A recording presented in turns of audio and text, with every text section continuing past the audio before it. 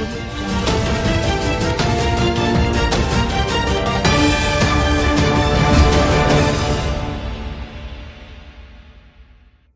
To waves media Telugu. మాజీ మంత్రి MLA Jagadish Reddy మాట్లాడుతూ తెలంగాణ అసెంబ్లీ స్పీకర్ న్యాయబద్ధంగా ప్రవర్తించడం లేదు. జగిత్యాల ఎమ్మెల్యే సంజయ్ పార్టీ మారిన ఫిర్యాదు డిస్మిస్ చేసిన స్పీకర్ నిర్ణయంపై స్పందించిన మాజీ మంత్రి ఎమ్మెల్యే జగదీష్ రెడ్డి బహిరంగంగా పార్టీ మారి కాంగ్రెస్ సమావేశాల్లో పాల్గొంటున్న స్పీకర్ కనబడకపోవడం విచారకరం, చర్య తీసుకోలేకపోవడం దురదృష్టకరం. స్పీకర్ ఏకపక్ష నిర్ణయం ప్రజలు గమనిస్తున్నారు. కాంగ్రెస్ చర్యల పట్ల ప్రజలు బుద్ధి చెప్పడం ఖాయం. పార్టీ ఫిరాయింపు ఎమ్మెల్యేలు కాంగ్రెస్ కండువాలు కప్పుకున్నది కనబడటం లేదా? ఫిరాయించిన ఎమ్మెల్యేలు బహిరంగంగా సభలకు, కాంగ్రెస్ కార్యక్రమాలకు హాజరవుతున్నారు. ఇది స్పీకర్ కనబడటం లేదంట. స్పీకర్ ఆత్మసాక్షిగా చట్టపరంగా నిర్ణయం తీసుకోలేకపోతున్నారు. స్పీకర్ పిటిషన్ను డిస్మిస్ చేయడం చట్టవిరుద్ధమే. స్పీకర్ వదిలిన కోర్టులో శిక్ష తప్పదు. వాళ్లను డిస్మిస్ చేయడం ఖాయం అని మాజీ మంత్రి ఎమ్మెల్యే జగదీష్ రెడ్డి తెలియజేశారు. పాపం స్పీకర్ గారు వారి పరిస్థితి చాలా దారుణంగా ఉంది. ఆయన ఆత్మసాక్షిగా పనిచేసే పరిస్థితులు లేడు, చట్ట ప్రకారం కూడా పనిచేసే పరిస్థితులు లేడు.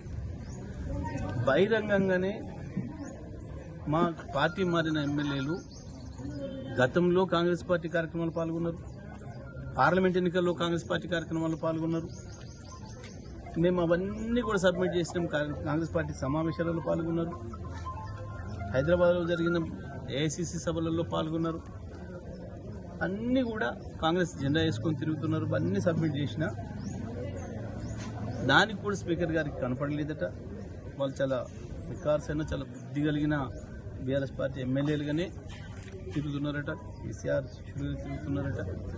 మరి నిన్నివాళ గత వారం రోజులుగా ప్రతిరోజు మీడియాలో వస్తుంది, కనబడుతుంది.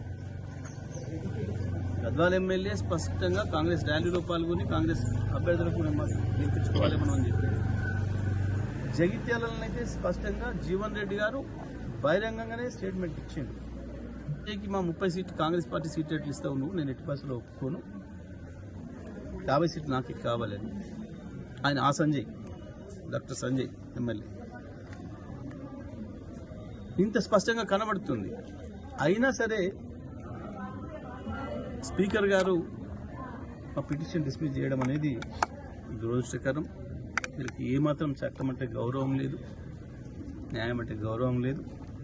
తప్పకుండా మేము కోర్టులో తేల్చుకుంటాం. వాళ్ళని డిస్క్వాలిఫై చేయడం అనేది ఖాయం. స్పీకర్ గారి ఏకపక్ష నిర్ణయాన్ని ప్రజలందరూ కూడా గమనిస్తున్నారు. ఏమాత్రం ఆయన ఒక స్పీకర్గా న్యాయబద్ధంగా ప్రవర్తిస్తలేరు అనేది స్పష్టంగా అర్థమవుతుంది. వీటన్నిటి ప్రభావం కూడా స్థానిక సంస్థల ఎన్నికలు కూడా పడుతుంది, మున్సిపల్ ఎన్నికలు కూడా పడుతుంది.